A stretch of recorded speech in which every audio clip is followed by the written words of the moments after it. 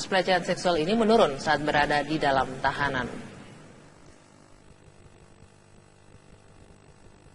Berdasarkan keterangan pengacara Saipul, Roland Huta Barat, kliennya mengalami sakit di bagian perut dan pusing pada Senin siang. Saipul juga mengalami muntah-muntah saat berada dalam tahanan. Selain itu, Saipul juga dikabarkan menderita penyakit asam lambung, ditambah banyaknya pikiran yang mempengaruhi kondisi tubuh. Tersangka Saipul Jamil akhirnya dilarikan ke Rumah Sakit Mitra Kelapa Gading, Jakarta Utara. Selain kondisi fisik yang menurun, pengacara juga keberatan karena penangguhan penahanan Saipul Jamil yang tidak dikabulkan.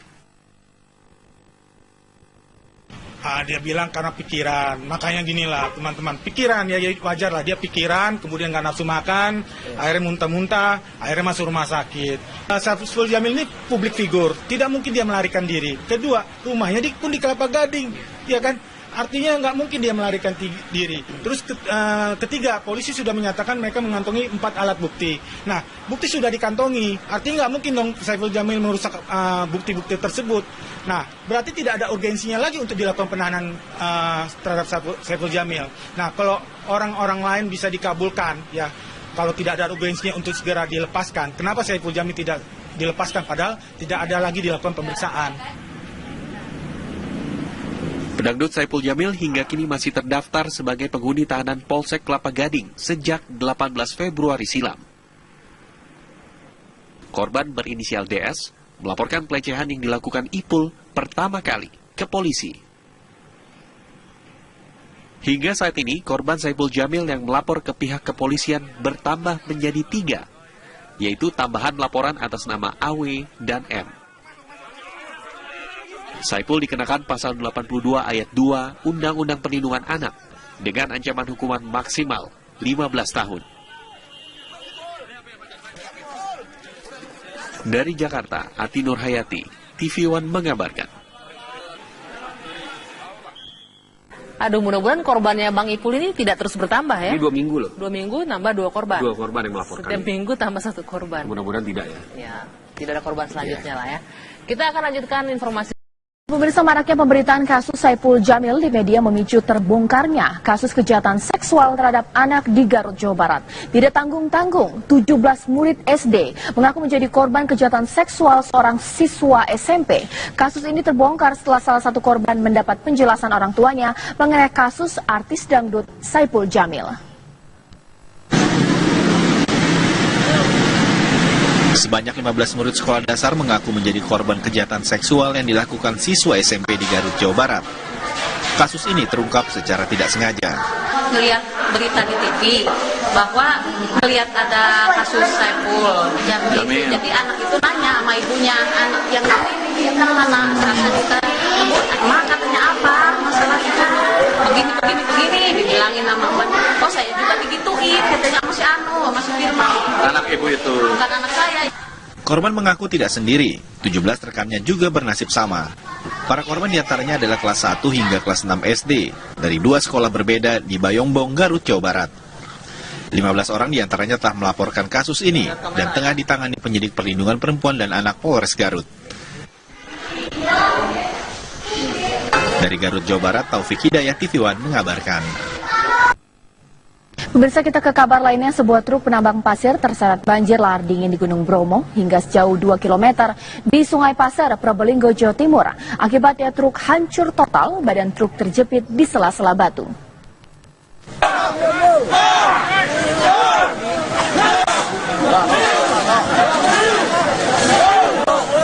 Inilah yang dilakukan ratusan warga Probolinggo untuk membantu proses evakuasi truk penambang pasir yang terseret arus lahar dingin Gunung Bromo. Badan truk terseret arus sejauh 2 km di Sungai Pasir, Probolinggo, Jawa Timur. Peristiwa terjadi saat truk sedang mengisi pasir di Sungai Desa Kosangat Misor. Namun tiba-tiba sungai berarus besar dari lereng Bromo menerjang sehingga membuat para penambang pasir berlarian serta truk tak dapat diselamatkan. Beruntung, sopir truk Sunarto berhasil menyelamatkan diri saat terjangan arus lahar dingin Bromo. Sungai sendiri sudah besar atau gimana? Sudah besar. besar. Terus airnya gimana, Mas? Ya kayak lahar gitu, Mas.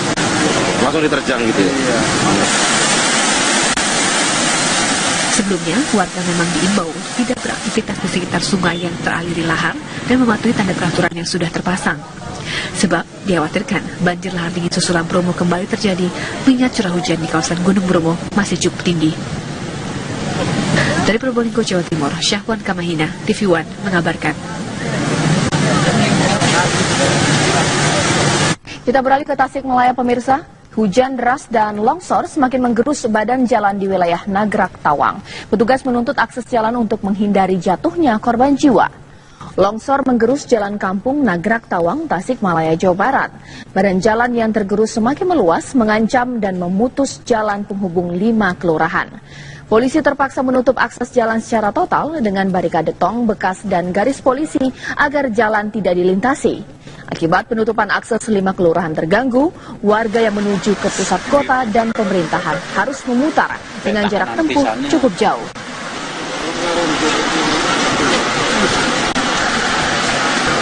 Sementara mah, kalau menurut saya sementara ya paling enggak ya jalan kaki dulu untuk apa aktivitas hari-hari. Sementara ya terhambat lah gitu. Terhambat ya? Iya. Ya biasa, bisa yang, cepat ya pakai kendaraan. Iya, yang biasa tadi yang punya motor pakai angkot tadi, sementara ya sekarang jalan kaki. Ini lumayan. Dikarenakan saksi dan ahli yang dihadirkan tidak sesuai dengan pokok perkara yang diajukan pemohon. Penahanan Jessica Kumala Wongso pun dinilai sudah sesuai prosedur hukum yang berlaku.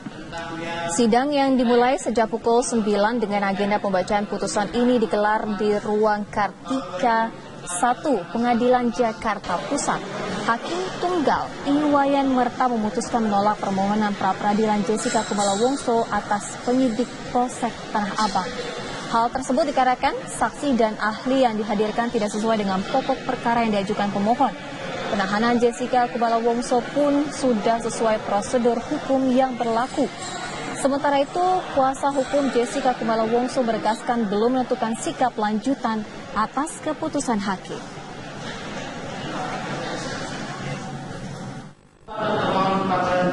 Seperti di atas telah sesuai dengan hukum acara pidana dan peraturan permohonan lainnya, sehingga oleh karena itu permohonan pra-peradilan pemohon patut ditolak menurutnya.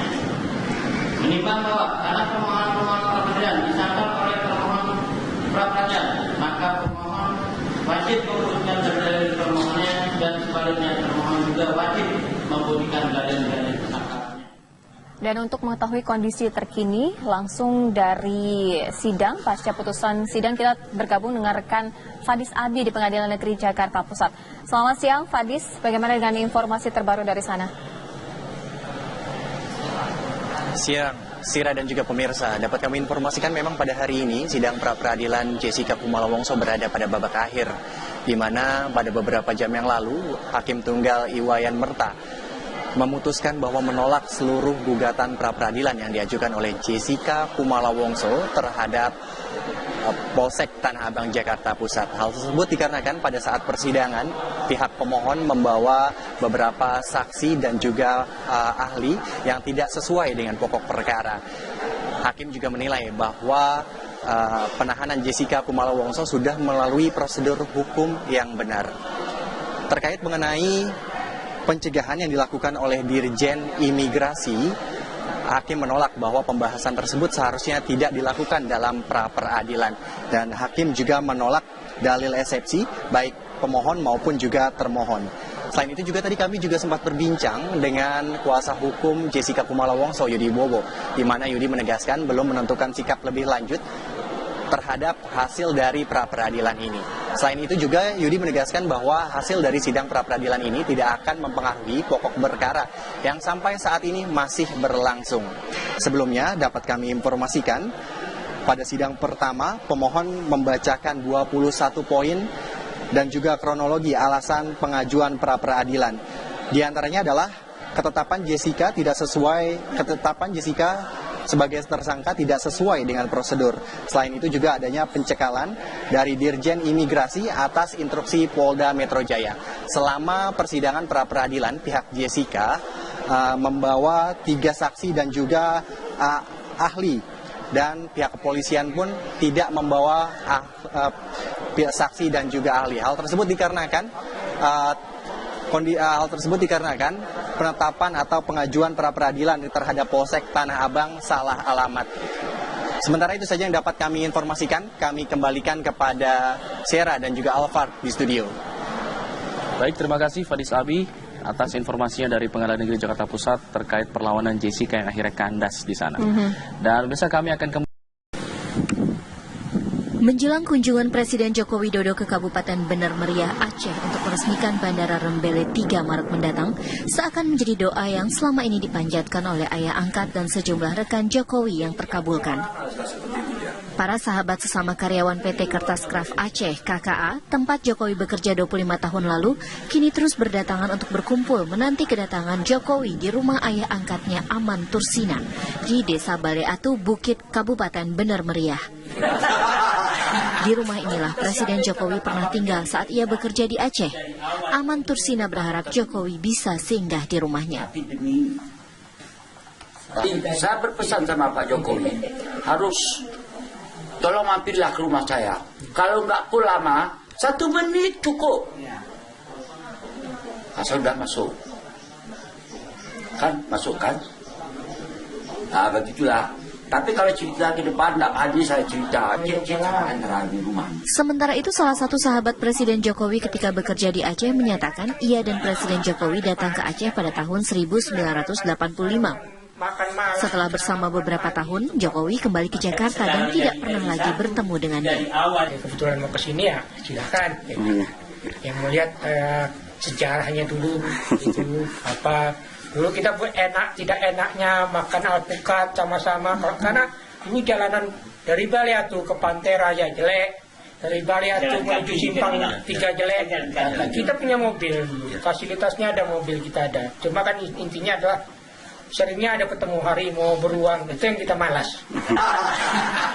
Meski telah dinanti sahabat dan ayah angkatnya, namun pihak protokoler kepresidenan belum bisa memastikan jika Presiden Jokowi bisa singgah di rumah ayah angkatnya itu. Dari Bener Meriah, Aceh, Haidir Ashar, Rahmat Rizky, TV One mengabarkan. Tolong mampirlah ke rumah saya. Kalau nggak pun lama, 1 menit cukup. Ya pemirsa,